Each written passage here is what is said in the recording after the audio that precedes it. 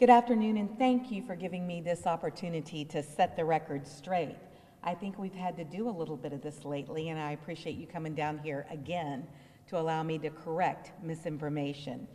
You all received an email from my opponent this morning. The email was sent at 2:48 a.m.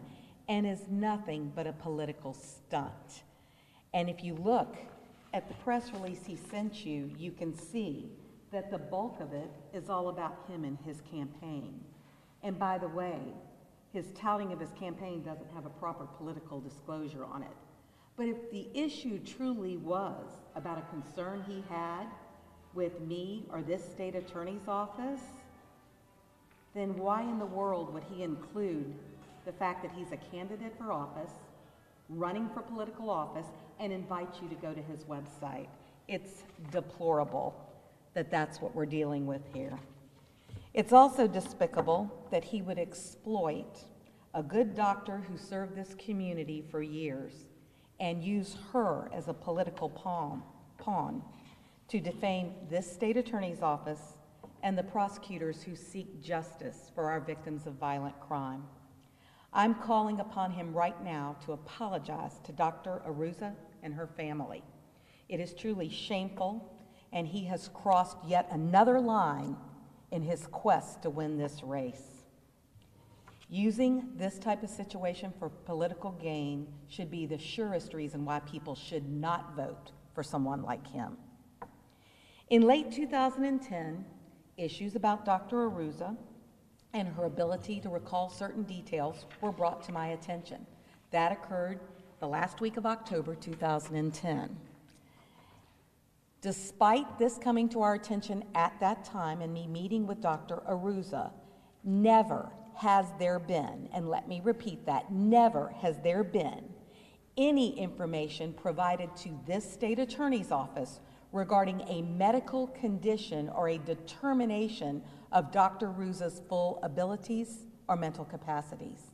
So it is, again, shameful that there are people out there talking about diagnoses of a woman whose reputation was impeccable in her career working for the citizens of this circuit. I'm stunned that people would be throwing out diagnoses without having medical records to substantiate it. But let me circle back around to what Angela Corey and the people in her office knew. We did not know anything about a medical condition of Dr. Aruza, and there was nothing to call into question the work that she had done in the years preceding the meeting that I had with her. Nothing to call into question her ability to perform autopsies or to testify until that one meeting where I met with her and realized that she could not remember a couple of things. We immediately took action. John Guy, one of my homicide directors, was in that meeting with me, and I told him to handle what needed to be handled with regard to our homicide cases. Let me be clear about the medical examiner's role in murder cases. They are but one component of any given murder case. Autopsies are conducted with a team of people, not one person alone. They are not ear and eye witnesses, as are certain types of civilians and police officers. They are expert witnesses, and there are different rules in the criminal justice system and the rules of evidence for expert witnesses. In every single case pending at the time this issue came up, Dr. Valerie Rao or another medical examiner did independent reviews of Dr. Aruza's findings, and those experts came to court, came to their own conclusions, and testified about the autopsies and any evidence that pertained thereto. Again, those autopsies are thoroughly documented by photographs, measurements, testing, and other things done by a team of people at the medical examiner's office.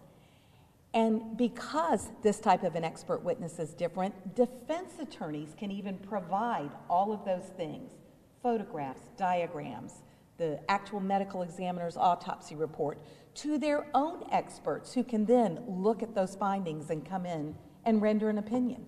They do it all the time. That's what's so shameful about the defense attorneys who weighed in on this situation without thinking it through. There is no reason that another expert can't review a medical examiner's findings and render an expert opinion. It happens in the criminal justice system all the time. So either they don't know the law or they chose to ignore it because they are in this for the political aspects. Again, let me tell you, to this day, we have never been alerted to a medical diagnosis involving Dr. Aruza. That means there were no Brady issues then, nor are there Brady issues now. And it is sad that someone running for this office does not understand Brady. If this was truly a Brady issue, why would my opponent sit on this information for all of these years? 2 full years while he was still employed by this office, 4 more years after he left this office, and magically within 60-something days of the election, he comes up with this issue because he is the one who provided this story to the person who wrote it. Make no mistake about that. He has been planting stories for years, and this is the last in what I'm sure will be a series of stories. And I will never stop correcting the lies that are being told and the misinformation that's being reported. About those cases, and several defense attorneys weighed in on them, I would call upon them to actually come forward and tell the truth about Brady and about what they actually did with those cases. Ironically, the case that Mr. White was on is one of the cases that within days of me meeting with Dr. Aruza and Mr. White, he came back with Mr. Kurtz, the defense attorney, and I approved a deal on that case. No concerns about Dr. Aruza's part in that particular case. A defense lawyer named McGinnis weighed in on this issue. Was talking about a case. Didn't mention the name, but we know the name. It's Chantel Sargent. Mr. McGinnis, or whoever else was on this case, pled that defendant guilty to manslaughter, and that person was sentenced. Again, no concern about Dr. Aruza or her testimony when the plea of guilty was entered. Randall Powell is the case that I mentioned, and that case pled guilty within 2 days after I met with Mr. Kurtz. He was sentenced to 15 years for manslaughter. What review is there to do of those cases? Andre Bonner, a case handled by Rhonda Peoples-Waters, who also weighed in on this article.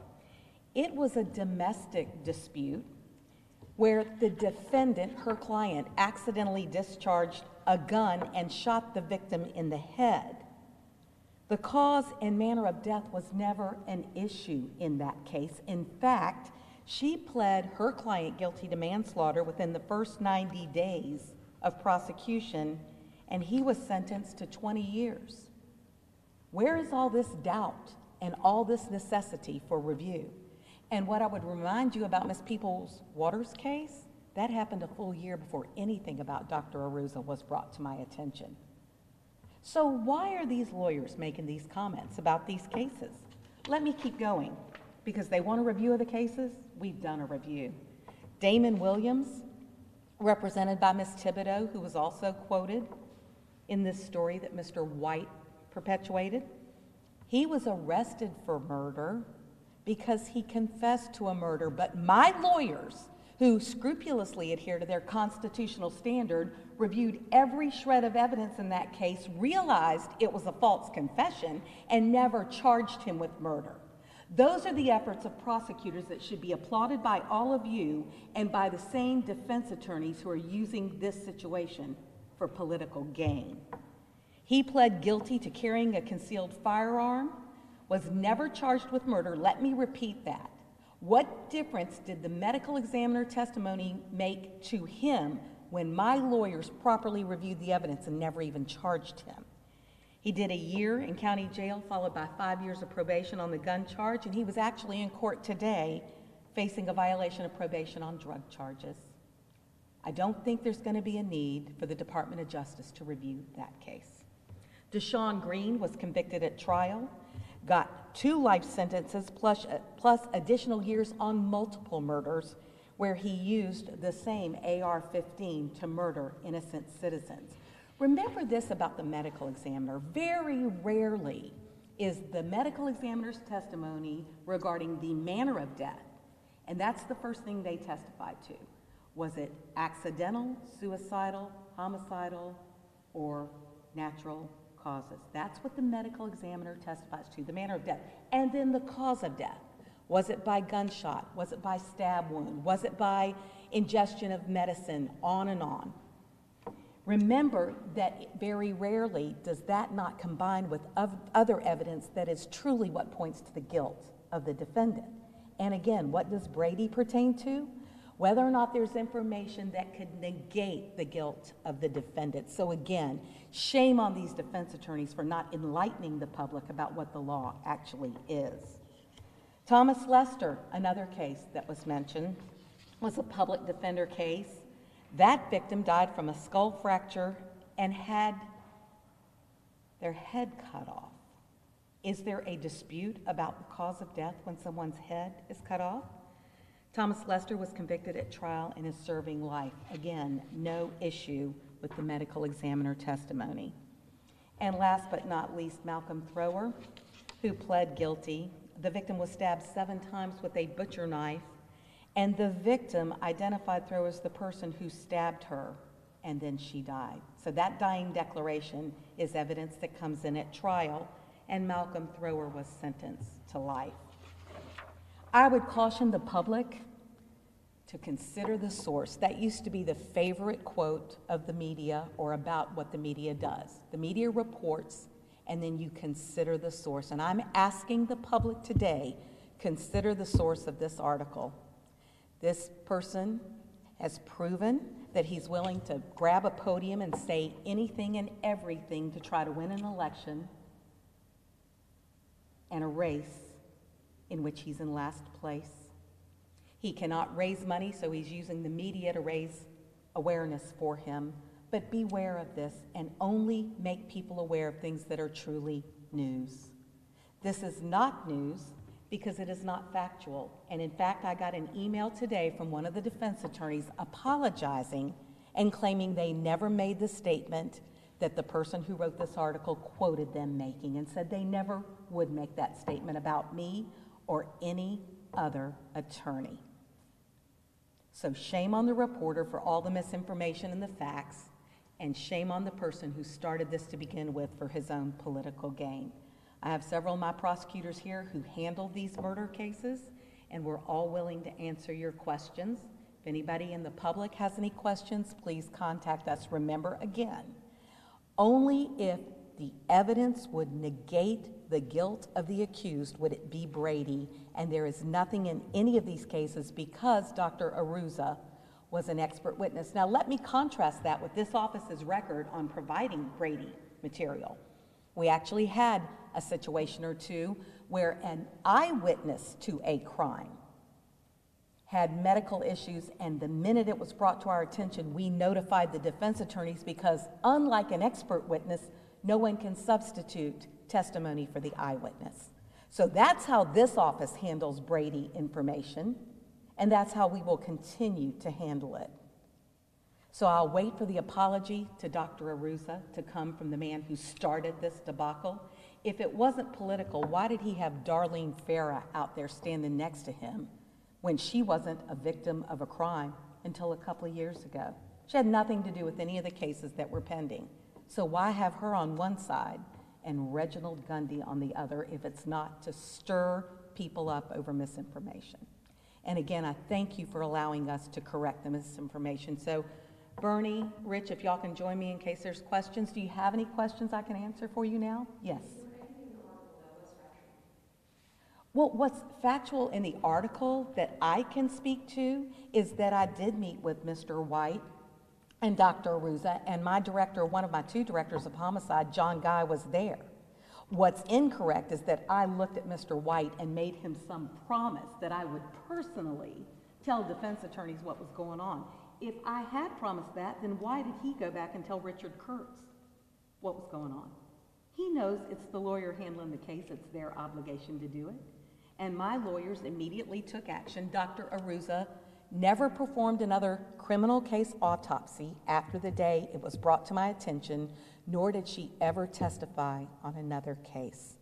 She did the right thing, the city did the right thing, and we did the right thing. And all the grandstanding in the world by all the Marco Maras in the world is not going to change the specific facts of each case. It simply will not. So we would welcome a review of these cases, and we're happy to open our files to you on a public records request, provided they're not still pending. No, I did not. Remember now, all I was told is that she had some kind of a memory problem. I had put Dr. Aruza on the stand on multiple occasions. And in the last two huge cases I put her on the stand, she had to remember and testify about details of over 100 stab wounds on the Corey Parker case. And in the case with 3 victims with 2 different types of weapons and multiple gunshot wounds, she never skipped a beat. It wasn't until right around that time period, and McGinnis, the lawyer that was quoted, the deposition he's talking about happened within 30 days of Dr. Aruza being brought to see me, so no. And by the way, I am not a medical doctor who can look at someone and speak to them and make a medical diagnosis, but you know who could have? Every single medical examiner and associate medical examiner is a licensed physician. None of them ever brought to our attention that they had a concern about Dr. Aruza. Our mission in going to the city was to alert them to a potential problem. And had there been a, no, everything's okay, we're going to bring her back, then that we would have examined it at that point, but she decided to retire at that time, and she did. And you felt that there was no need to alert the defense attorney to this because other medical examiners examined Dr. Aruza's work? Absolutely. Well, there was no need to, remember, alert them to what? That she couldn't answer one question about her college? What was there to alert them to? My requirement, and the requirement of my lawyers, is to report Brady information. And on a case-by-case basis, it was determined there wasn't a Brady issue in any of these cases. Like I said, Ms. Peoples-Waters' case had been over a year before this. There was nothing to alert her to. No one had brought this to our attention before that late day in October. Now, McGinnis says he brought it to the attention of a lawyer. That was within 30 days of this. Have you talked to Dr. Aruza since today at all? Sadly, I have not. Now, a lot of this is going to probably come under review again. That's what we're hearing maybe from the Bar Association. They said these cases probably need to look at. Is that a concern? Absolutely not. No more than the concern of several of the people who were quoted. Mr. Shirk, Bill White. Do you know how many of their cases we have to retry because their own clients accused them of incompetence of counsel? And in fact, Mr. White has all but admitted he was incompetent in a first-degree murder case, and we had to retry the penalty phase of that case. It's part of what we do in the criminal justice system, and I fully welcome a review of any of these cases, every one of these cases. Our prosecutors will answer any questions that anyone has about it. And again, I think it's shameful that this is all done within so many days of the election and done for political purposes. Do you regret making Wes White your head of the NASA Bureau during your first term? I mean, you don't seem happy with him right now, but you did give him a position of leadership at one point. And you know what, Larry, it's interesting you asked that. We all make mistakes in our careers, and that will be a mistake that I will have made. However, I kept close tabs on Mr. White. And in fact, I've mentioned this to you all before. He wasn't even allowed into crime scenes by the sheriff's office. Either I had to go or John Kalinowski had to go. Mr. White wants to tout his leadership at the state attorney's office. I made the mistake of thinking someone who lived in Nassau County would be better to serve the citizens up there. I found out that what's more important is integrity and knowledge of the law, both of which seem to be lacking. What? Yes? After that meeting, there seemed to be an email in that article that talked about, I think, if I remember correctly, to let the opposing counsel know what was going on with Mr. Aruza. Was that directed by you? No, I did not give any direction. My homicide director was in there. He knew there was an issue. My understanding is he contacted Dr. Rao and said, we need to meet about this. We got with the city, and again, Dr. Aruza never performed in any criminal case in her official capacity from that day of that meeting forward. Did you question any of the other cases before that, though, after seeing her? No, only the ones where there was an issue, it was brought to attention in the defense. For example, when Mr. McGinnis says he was in the depot and he noticed it, he's on notice. And I'm sorry if I sound irritated, but I mean, he's on notice. What kind of notice did he want to be given? And he never brought it to my direct attention, but that would have only really speeded things up by about 20 days or so. You said you didn't speak with Dr. Arusa today. Do you know any information about where she is, how she's doing? I don't, Vic. I wish I did. Dr. Arusa was an amazing doctor, forensic pathologist, and medical examiner. She testified in some of the most high-profile cases in this jurisdiction. Her testimony was filmed by a lot of you in your stations. She was an outstanding witness who served this community well. I just want to make sure I'm correct on the time frame here. Yes. Do you know that, so you had the meeting, it wasn't the case that McGinnis was talking about that? No. Many of us have seen. This was another case. Which case? It was the Nassau County case that Richard Kurtz was the defense attorney on, and Mr. White called me one day and said, I'm a little worried about Dr. Arusa. I said, what's the issue? And then he told me, and I brought her in and just asked her some questions from her resume, and she had a hard time with a couple of questions. That was enough for me to alert the city. And you alerted the city, and what happened then? She never returned to her full-time capacity as the chief medical examiner, nor did she conduct any criminal forensic autopsies, nor did she ever testify again. Again, the reason this was not Brady is because other experts could step into each case and review her findings and testify. And the defense had every right to have their own experts review anything in the case and testify. Do you know approximately what the date was? Yes, I know the date that I met with her was October 27th, 2010. The call was made, I believe, the following weekend. I think that might have been a Thursday. And Mr. Guy called that weekend, and Dr. Arusa resigned at the end of the year, 2010. Dougie, I don't know how many years was she here? Oh, over a decade, yeah. And remember, she took over for Dr. Floro when he had a medical condition, a physical medical condition. She ended up testifying to numerous of his findings. So that's why it did not seem unusual, and it did not put us on the kind of high alert that the eyewitness, the Atlantic Beach case did. That put us on alert enough to say we have to notify defense counsel on these, where another expert can testify to all of the findings, where there are photographs and, measurements and dowels that show the path of the bullet and those sorts of things. We do not have to rely on just that witness. We can call in other experts to testify. Do you have any reaction to Wes White calling with the JQC to investigate Judge Guy?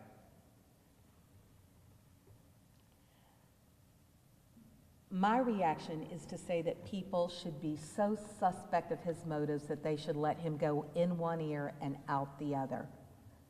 The kind of grandstanding that he's done, I wish I had known that before I ever offered him a position. It's shameful. And it's time for defense lawyers and other lawyers in the Florida bar to step up and either adhere to the rules of professionalism and civility or resign from the Florida bar. Shame on them that they tout it, they put signs up in the courtroom, they preach it, they send people to classes to learn it, and then they violate it every single day, all to grandstand, to get on TV, to get a soundbite, or to get quoted in the media. Shame on them. Can you tell I've had enough of it? I have, Larry. We work so hard here every single day to do the right thing. This is a fluid system. It is the criminal justice system. It is a complicated system, and it cannot be explained away in impromptu press conferences and in sound bites. A thorough review. The other opponent today threw out there at the forum some of you were at that surely you've read the same things I have, and you should know what's going on. And I thought, wait a minute. Before we make a decision, don't we read every page in the file? Don't we look at every photograph? Don't we interview our witnesses? Don't we look at the physical evidence? And only then do we render a decision? So again, I'm asking the good people of this community not to render a decision without understanding the motives behind this article, the motives behind the person who's behind the article, and the absolutely reprehensible nature of attacking someone like Dr. Aruza. You believe Wes White was behind this article? Oh, I know he was. He's been behind. Do you want me to go back and go over all the articles he's been behind? Really? Well, why don't you check with some of the people at your newspaper? And listen, truly, what this is about is making sure you know the truth and we answer all your questions. So what other questions do you have for me at this time? And if any of you say you want to see these cases, we'll go ahead and get them lined up and prepared to go. And do you have any questions for Bernie or Rich or Mark Khalil? Yes.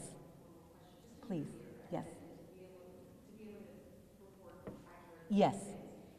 When you had that meeting with Ms. Aruza, Yes.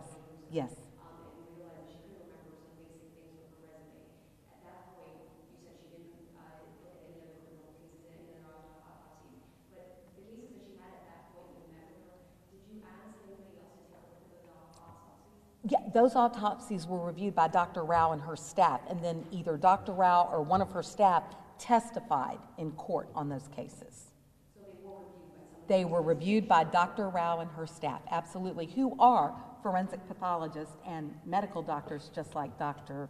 Aruza. Do you know off the top of your head how many of those cases she was answering at that time? I believe Dr. Rao and her staff conducted a review of all of Dr. Aruza's cases. I do not know the specific number, but I can tell you with regard to the cases that we handled, every single one of them was reviewed by another expert. In fact, Bernie's got a transcript, if you're interested, where he had Dr. Rao explain that Dr.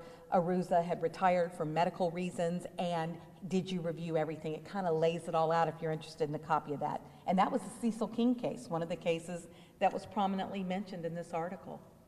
And Cecil King, he's on death row, right, Bernie? Cecil King is on death row. There were no issues with Dr. Rao's testimony, again, because the cause of death can be the issue in a homicide, but I would venture to guess 8 times out of 10, it's not.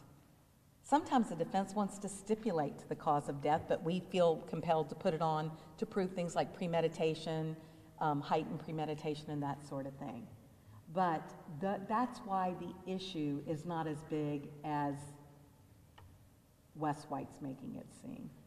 Any other questions I can answer for you? All right, well, my lawyers are available individually, and we will have these cases ready for your review, and we thank you very much for your time.